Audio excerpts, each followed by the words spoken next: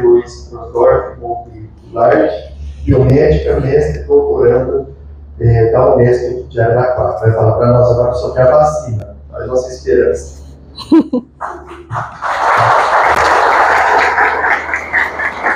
Boa tarde a todos. Tudo bem com vocês? Estão cansados? Tem mais um tempinho para a gente conversar? Então tá bom. Eu só queria complementar a fala do Walter e a fala do nosso colega em relação aos terrenos, porque por infelicidade, do destino, no ano passado eu não pude participar desse evento porque eu estava com dengue. E muito provavelmente essa dengue não veio de dentro da minha casa. Lá, na frente de casa, eu até comentei com vocês no ano passado que eu fiz uma denúncia pro pessoal, porque na frente da minha casa tem a sarjeta mesmo ela é um pouco funda. E cresce um mato aqui e fica um bolsão de água ali no meio. E lá tem larva. É horrível. Meu esposo teve, um mês depois eu tive que passar 3 meses com tratamento hepático, porque eu tive um dano hepático absurdo. Então, só para fomentar que realmente é um problema que a gente tem que lutar. E o que eu trago para vocês hoje é um pouco em relação às vacinas, porque infelizmente a gente perdeu um pouco da credibilidade com as vacinas durante a pandemia da Covid-19. Porque a gente teve muita polêmica, muita fake news, muita desinformação, e é mais uma ferramenta que vocês estão indo na casa das pessoas e vocês podem falar, a gente já tem a vacina da dengue disponível aqui no município. A gente não tem para toda a população, porque lógico, a gente conseguiu adquirir poucas unidades por enquanto. A gente está importando essa vacina e é cara. Então são poucas unidades que a gente ainda tem disponível. Só que a gente já está conseguindo atingir ali uma faixa da população que a gente já consegue bloquear um pouco essa transmissão. Então, o que vocês quiserem me perguntar durante a minha apresentação, fiquem à vontade. Eu vou falar um pouco de como o ciclo do vírus funciona dentro do organismo e o que são as vacinas no modo geral. Beleza? Então, vamos lá. Quando eu falo de vacina, qual que é a primeira palavra que vem na cabeça de vocês, na mente de vocês? É a história da varíola. Da varíola. Show. Mais alguém lembra? Beleza. O que a gente consegue falar? Quando a gente fala de vacina, muita gente lembra de Covid-19, muita gente lembra de doença, de sistema imune, de bactéria, de vírus, de célula. E tudo isso que a gente consegue lembrar, a gente consegue rotular dentro do mesmo sistema que a gente chama de imunidade. A imunidade nada mais é do que a proteção do corpo contra doenças e que vai ser ali um conjunto de células e órgãos que defendem a gente contra vírus, contra bactérias, contra protozoários. E a gente consegue dividir a nossa imunidade, que a gente fala que é uma imunidade natural, e uma imunidade que é adaptada, que ela se adapta e ela é 100% direcionada àquela doença que a gente está tendo. Então, o que a gente tem de imunidade natural aqui? Quando a gente está ali, faz um corte na pele, se a gente não trata esse corte na pele, o que acontece? Infecciona, inflama, forma pus. Por quê? A gente é úmido e a gente é quente. A bactéria adora esse sistema, o vírus adora esse meio. Então ele vai se reproduzir, ele vai se multiplicar. Então a primeira via de defesa que a gente tem é a nossa pele, que protege todo o nosso corpo da gente ter uma infestação de bactéria dentro da gente. Outra coisa, nossa saliva e nosso suor, nossas lágrimas, nossos suco gástrico, eles são ácidos.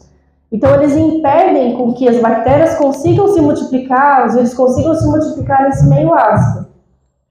Nós também temos células de defesa, que a gente sempre ouve falar. A gente tem os glóbulos brancos. O que são esses glóbulos brancos? São as nossas células de defesa. Muitos deles, eles estão aqui, como uma imunidade adaptada que é 100% direcionada àquilo que a gente está com uma infecção. Mas muitos deles também são inatos, eles são naturais. E qualquer coisa que entra no nosso corpo, que ele fala, cara, isso aqui não é meu. Ele vai lá, ele engole, destrói, e a gente consegue se defender frente a isso. E outra coisa também muito legal que a gente tem, são proteínas especiais que quando uma bactéria entra em contato no nosso corpo, um vírus entra em contato no nosso corpo, essas proteínas aqui, elas conseguem furar a bactéria e eliminar ela. É muito legal. Se a gente tivesse tempo, eu ia passar horas aqui comentando com vocês todos os sistemas de defesa que a gente tem no nosso organismo E focando aqui no intuito de hoje, a gente tem a imunidade adaptada, que ela vem através dos linfócitos B, dos linfócitos T, que são responsáveis por guardar a memória daquilo que a gente já enfrentou. Tudo bem? E agora, eu trouxe um histórico para vocês terem em mente que não foi durante a Covid-19 que a gente começou a buscar enfrentamento à doença ou tentar buscar técnicas de vacinação, técnicas de defesa contra uma doença. A gente tem essa busca desde 430 a.C. Então, é algo que é muito antigo.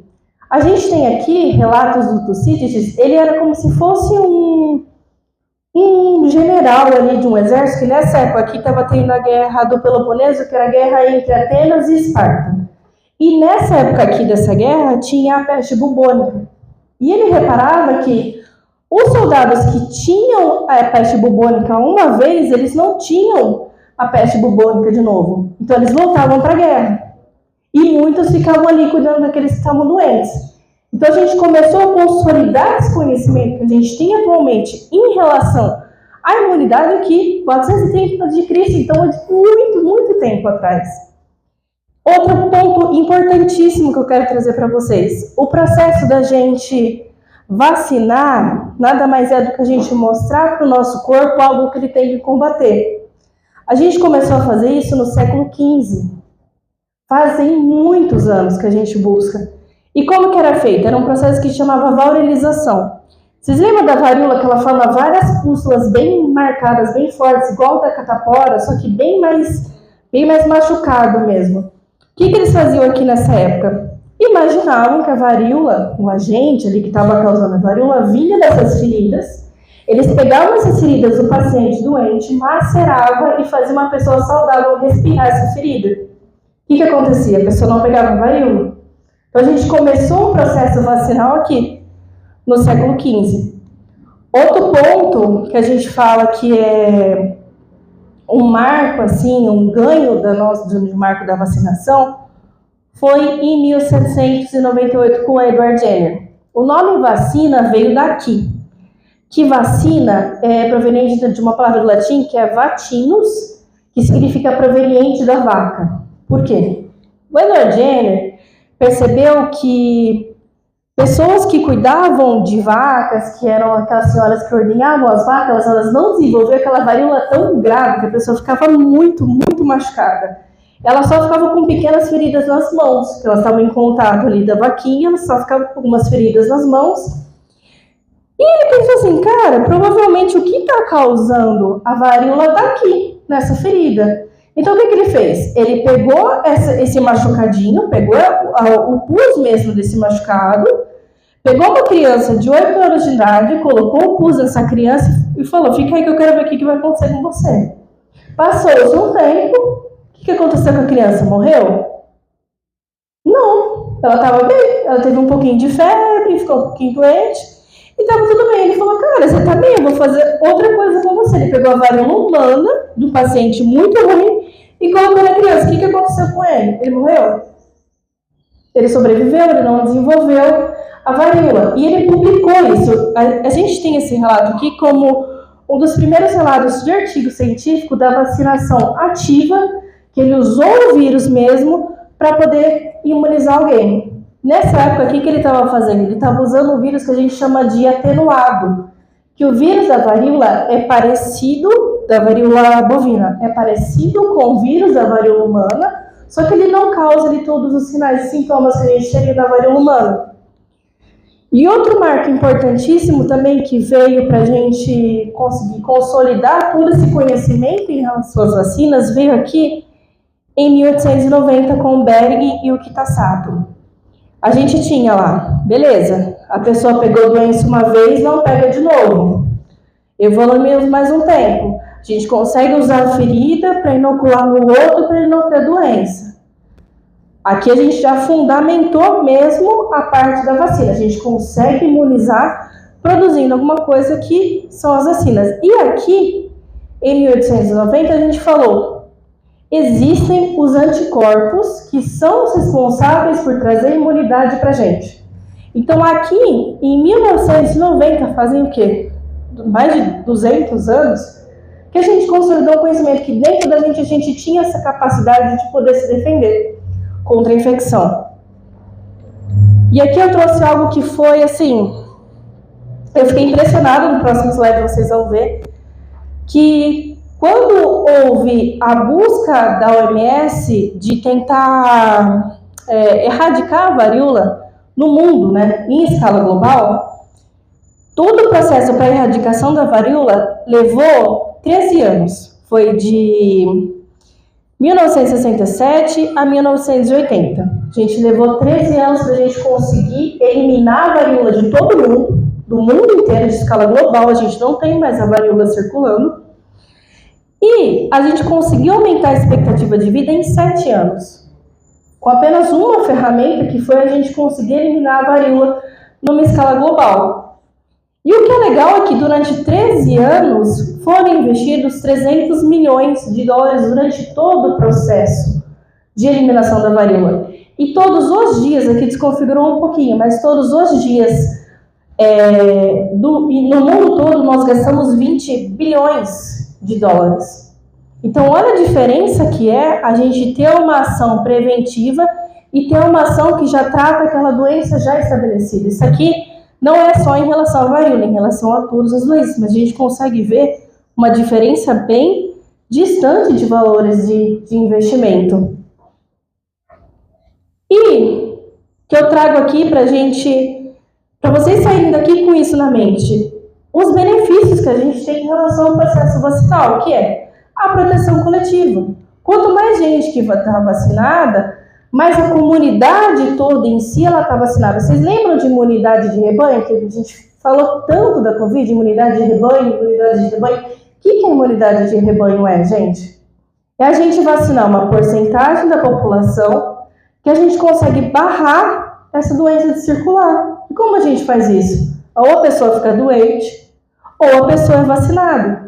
No caso da dengue, a gente tem muito dano. Como a gente tinha do Covid, a gente tem muito dano quando a gente deixa a pessoa ficar doente, para ela se imunizar sozinha e a gente conseguir parar de circular o vírus. Aqui que eu comentei com vocês, da imunidade de rebanho, o baixo custo de implantação, existe sim um custo de se começar a entender a tecnologia, produzir essa tecnologia, implantar. Só que depois que a gente passa por todo o processo, que eu vou mostrar mais pra frente para vocês, é extremamente barato. A gente tem a vacina e tem a seringa. É algo que é simples. O custo é muito baixo da gente estar podendo fazer essa implantação. A capacidade de erradicar a doença, como aconteceu com a varíola. Não só com a varíola, com outras doenças, se a gente tiver um investimento muito maior em relação ao processo vacinal, a gente consegue erradicar. E outro ponto também, o alívio de custo em saúde. Gente, como a Vanessa comentou, ela deve ter uma noção enorme em relação ao custo de um paciente dentro de uma unidade de saúde. O custo de um paciente vacinado é muito mais baixo. Então, é uma ferramenta que é muito importante que a gente tem que ter próximo de nós também.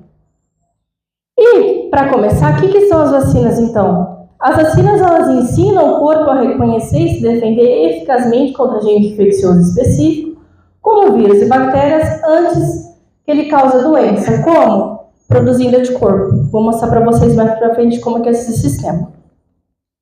A gente mostra para o nosso corpo esse agente infeccioso de diferentes formas. Atualmente a gente tem 5 formas diferentes que a gente pode mostrar. O organismo inteiro ali, só que ele não causando a doença. A gente pode mostrar o vírus mais enfraquecido, atenuado, que é um vírus ou uma bactéria que não consegue desenvolver todo o quadro de doença na pessoa.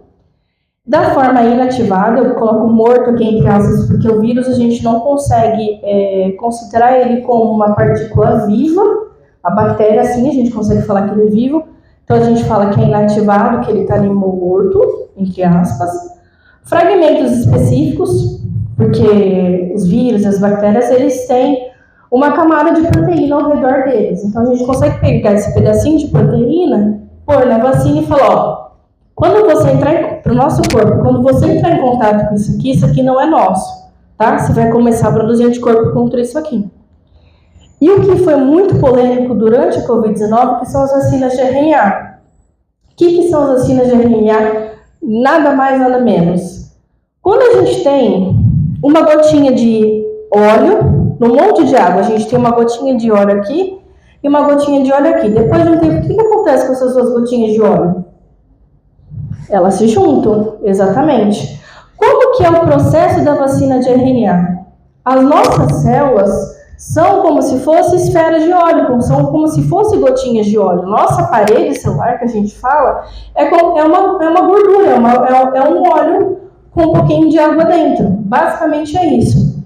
E a vacina do RNA é uma partícula de óleo, que dentro dessa partícula de óleo tem ali um código, que quando eu junto as duas gotinhas, essa informação que estava dentro da gotinha de óleo da vacina entra na célula e fala, ó, você vai começar a produzir essa proteína aqui, a célula tá bom, vou produzir. Aí a célula põe para fora dela, outra célula vem e fala, cara, isso aqui não é nosso, se isso aqui não é nosso, eu tenho que fazer um anticorpo. Então é basicamente isso. Então essas vacinas de RNA aqui, elas não têm a capacidade de mudar o RNA, de causar câncer, de ter microchip para controle da população, como a gente viu várias vezes durante a pandemia da Covid, foi muito complicado. Eu estava trabalhando lá na Unesp, fazendo os exames, né, de PCR, e a gente ouvia, assim, absurdos todos os dias em relação a essa parte das vacinas. E aqui eu mostro para vocês da onde que vem esses anticorpos. Toda vez que a gente entra em contato com uma coisa que não é nossa, as nossas células vão literalmente engolir isso aqui. Isso aqui é um vírus, uma bactéria, o que a nossa célula faz? Ela engole. Eu falo, isso aqui não é meu. O que é isso aqui? Ela engole. Engoliu, não é meu. O que ela faz? Ela pica. Pica, fragmenta em vários pedaços diferentes. E ela fala, como isso aqui não é nosso, eu tenho que avisar todo mundo, o corpo todo, que isso aqui está acontecendo. E ela põe o braço para fora dela e fala, ó, isso aqui está acontecendo, gente. O que é isso aqui? Passa outra célula que pega e fala, isso aqui está dentro da gente, o que eu tenho que fazer? Eu tenho que combater. Só que essa célula aqui, eu falo, eu sou uma só. Eu sozinha não consigo dar conta de todo um monte de bicho. Não é bicho, mas vamos falar assim, todo um monte de coisa está dentro de mim. O que eu tenho que fazer? Produzir algo para bloquear. O que é essa produção de algo? Os anticorpos. Os anticorpos nada mais são do que proteínas que essa célula aqui viu por essa outra célula aqui que algo de errado está acontecendo e começou a produzir. Essas proteínas aqui, elas se ligam em volta do micro-organismo invasor e não deixa ele se multiplicar e não deixa ele entrar em outra célula. Então a gente para a infecção aí, sem que cause todo o estrago que a gente tem de sinal e sintoma de doença. E aqui eu trouxe para vocês conhecerem a carinha do vírus da dengue. Como que ele é? Ele é um vírus que tem uma proteína E, que é a proteína de envelope, aqui da parte mais externa dele. A gente tem a proteína M, que é a aqui intermediária. A gente tem a proteína C, que ela está bem aqui interna. E aqui dentro a gente tem o RNA viral. O que é o RNA viral? É nada mais do que um código de barra que ele tem dentro dele. E ele põe dentro das nossas próprias células e faz com que nossas células produzam novos deles. No próximo slide vai ficar mais claro o que eu estou falando para vocês.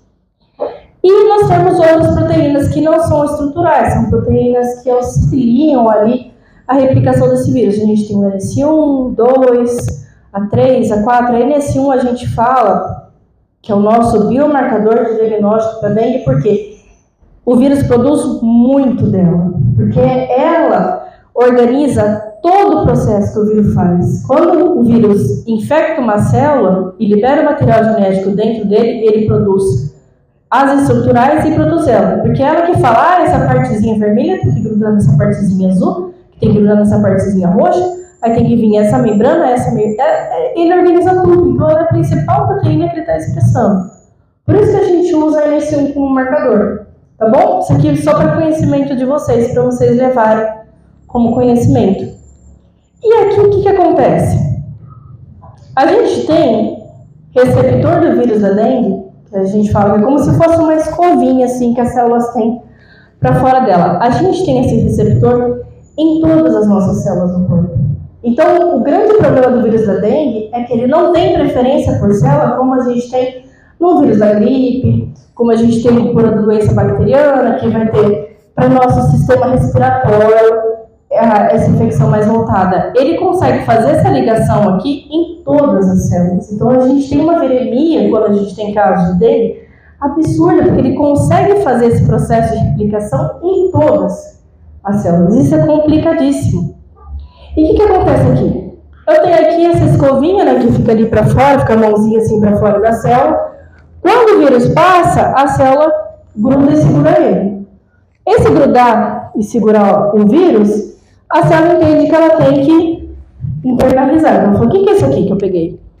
Ela internaliza dentro dela e começa a fragmentar.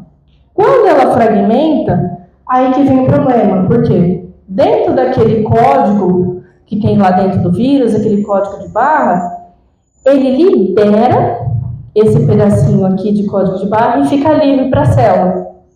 Quando esse código de barra está livre aqui dentro da célula, a célula fala, nossa, isso aqui é uma proteína. Eu tenho que começar a fazer, ela começa a produzir, ela não sabe que é do vírus. O vírus engana a célula.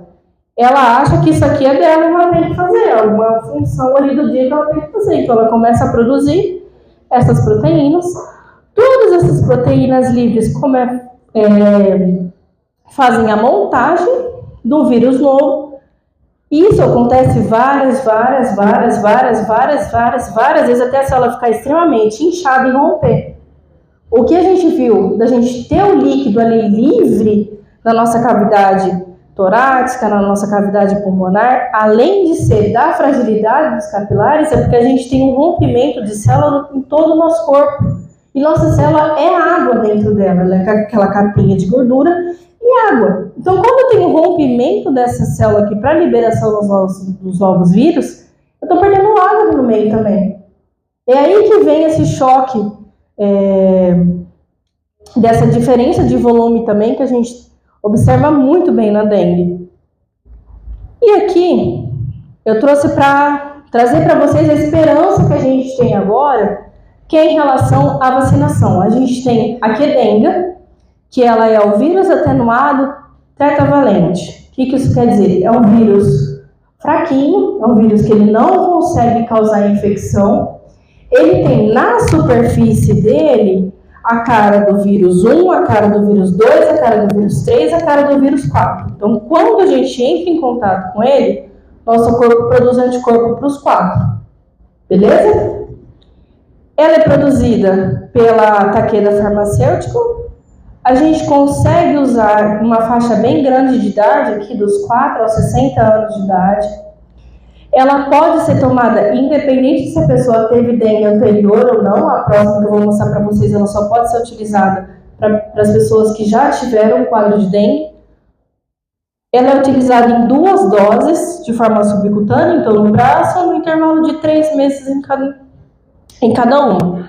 Tem cerca aí de 80% de eficácia para o combate da dengue. Eu acho que é a Qdenga que está disponível. Acho que vocês vão saber melhor do que eu falar, mas acho que a Qdenga que está disponível já no SUS. As duas são disponíveis no sistema privado, mas acho que a Qdenga que está disponível. E para criança de 10 a 14, eu acredito que seja aqui em Araraquara. A outra que nós temos é a Dengvaxia, que ela foi feita pelo Instituto Sanofi Pasteur.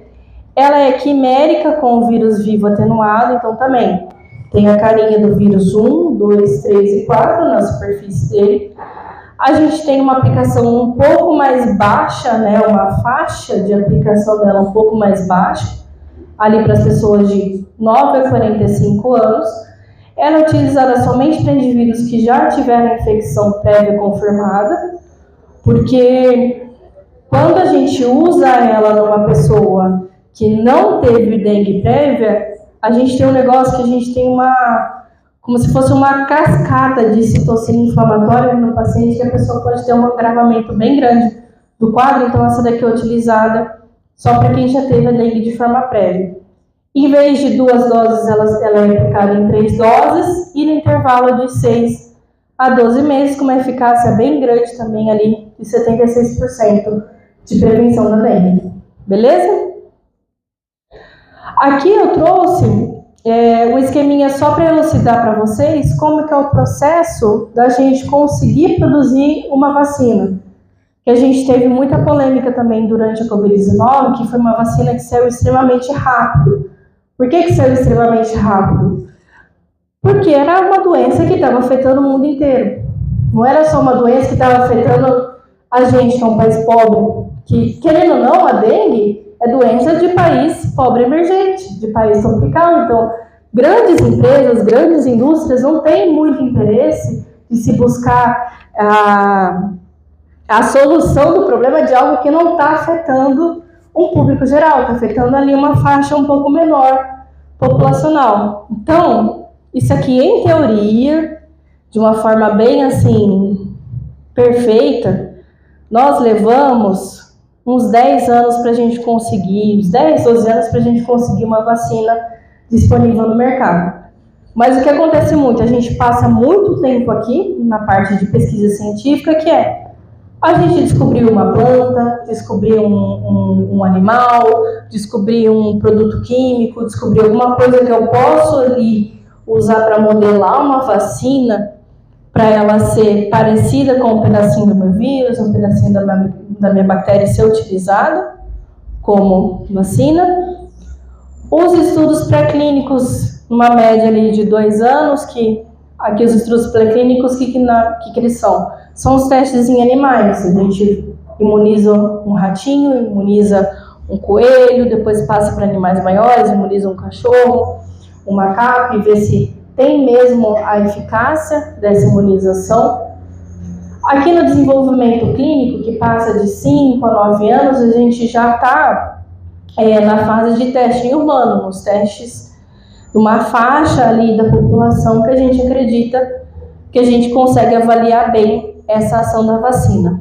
A fase regulatória, que é a fase da Anvisa e de outros órgãos regulatórios que o país pode ter em relação a novos fármacos no mercado, a parte de fabricação, registro, entrega e a farmacovigilância, que é extremamente importante para ver essa vacina está realmente imunizando a população?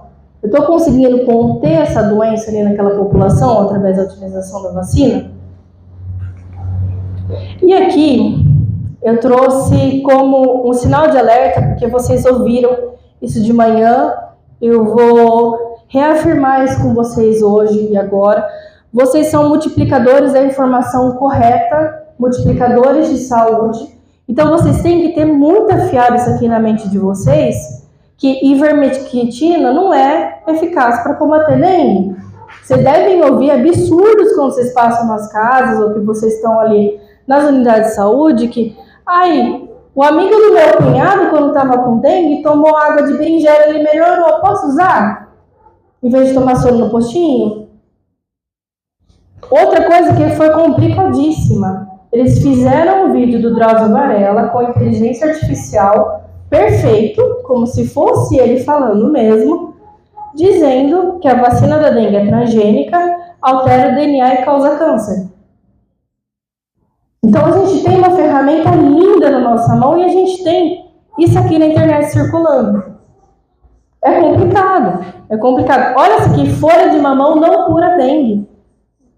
Gente, visivelmente, ao associar vacina da dengue como a vacina da dengue que causa microcefalia, que a dengue é uma guerra biológica, utilizada como uma ferramenta de guerra biológica.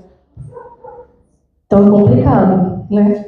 Vocês tiveram um conhecimento muito legal hoje para vocês propagarem a informação correta e falarem, gente, a gente tem a vacina, vamos vacinar. A gente vai conseguir dar uma segurada boa na dengue quando a gente tomara que logo a gente consiga produzir a nossa mesmo aqui no Butantan, que vai ficar muito mais barato, a gente vai conseguir produzir numa escala absurda e espalhar para uma faixa da população muito maior e a gente conseguir conter a dengue. E aqui eu deixo meus agradecimentos. Eu adoro participar de eventos que a gente tem a universidade, a população, a universidade e outros profissionais da saúde para a gente conversar e trocar experiência. Então eu queria agradecer muito o espaço de estar aqui hoje. E eu deixo aqui o Instagram do nosso laboratório, que a gente é um laboratório, é incrível o trabalho que a gente faz lá, a gente tenta produzir novos medicamentos através do veneno de escorpião, através do veneno de serpentes, então é um trabalho bem bacana que a gente desenvolve. Se vocês quiserem conhecer, tá aqui o QR Code.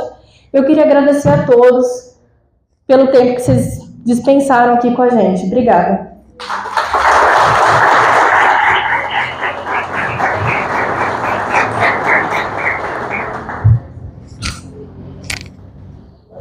Obrigado, professor. Pessoal, alguém tem alguma dúvida, alguma pergunta? Gostaria de fazer alguma colocação, contar alguma experiência do município que veio? Qual que é o critério que vocês utilizam para definir a faixa etária que pode ser tomada a vacina? Que você falou também, né? Que critérios? Eu não vou poder te responder isso com tanta segurança, porque eu não faço parte desse processo de escolha de qual que é a faixa de idade que é escolhida, mas eles avaliam qual que é a população que mais é afetada para escolher onde que eu tenho essa população com maior risco, com maior dano, e quem está mais propício a se infectar, a ficar doente. Não é um critério biológico, porque assim, o corpo mais novo tem um corpo mais... Não, é o critério de normalmente, qual que é a faixa que mais está sendo afetada. Tem que ter algum critério biológico. Não. É a faixa que mais está sendo afetada ali, que beleza.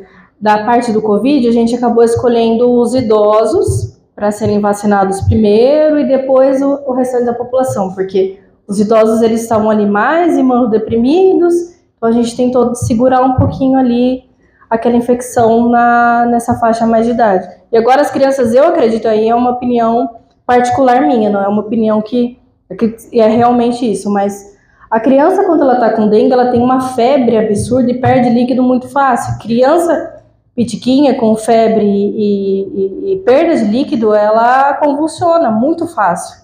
A dengue dá ali uma febre de 39, 40 graus. Criança com 39, 40 graus, ela convulsiona. Então eu acredito que seja por conta da gravidade que a dengue se desenvolve ali nas crianças, por isso que eles começaram, né, nessa faixa de idade. Imagina. Vou levar o microfone para você, que a gente tá ali no vídeo. Pode falar? A vacina, essa que vem, ela produz imunidade contra os 4 sorotipos e todos os genótipos de cada sorotipo? O genótipo, ele não vai entrar muito em questão aqui, porque ele vai dar pouca diferença em relação aos 4 sorotipos. Então, posso ter o sorotipo 1, genótipo 1, 2, 3, 4, 5, 6, sorotipo 2, 1, 2, 3, 4, 5, 6. Mas essa diferença de cada genótipo não é tão grande que implica da gente não conseguir imunizar o paciente. Então, ela muda. Dentro do genótipo 1 tem os vários tipos, mas não implica numa mudança tão grande assim que a gente precisa ter alguma coisa que vai ser diferente de um para outro. Então, a gente só fecha ali 1, 2, 3 e 4.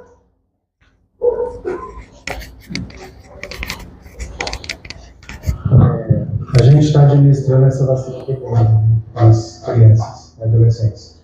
Se teve dengue, quanto tempo tem que aguardar para administrar essa vacina? Porque uns falam uma coisa, outros falam outra. Eu ouço que são 6 meses, mas tem pessoas que falam 3, então eu gostaria de saber.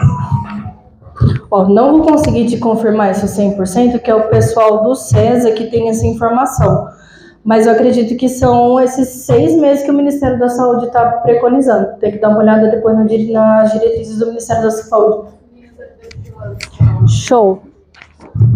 A partir do momento que a criança, o indivíduo, ele tem dengue, ele precisa aguardar um período de 90 dias do início do sintoma, Então, para estar recebendo a dose da vacina. Show! Show!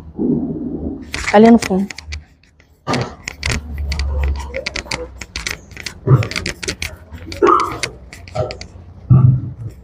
Depois falamos da vacina da dengue, né? Tipo 1, tipo 2, tipo 3 e 4. E a respeito da zika e da chikungunya, ela também atinge, ela resolve, ajuda, vai ser formado um outro tipo de vacina? Então, a parte do Zika e do chikungunya, aquelas proteínas ali de cima do vírus, eles já são completamente diferentes do que a gente tem na dengue. Então, tem que ter uma vacina específica para o Zika e para o chikungunya, tá bom? Ela não imuniza contra nenhum dos dois tipos. Se eu não me engano, acho que a vacina para chikungunya já está sendo desenvolvida também, né? Sim. Mas a gente comentou aqui na frente que a vacina do chikungunya está sendo produzida já. Está. Só que entra naquele caso da quão relevante é a gente produzir a do chikungunya, infelizmente. Mais alguém? Então. Muito obrigado. Obrigada.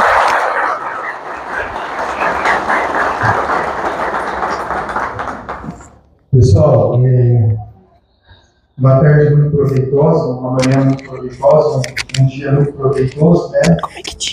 Mostra pra gente o quanto é importante esse encontro intermunicipal.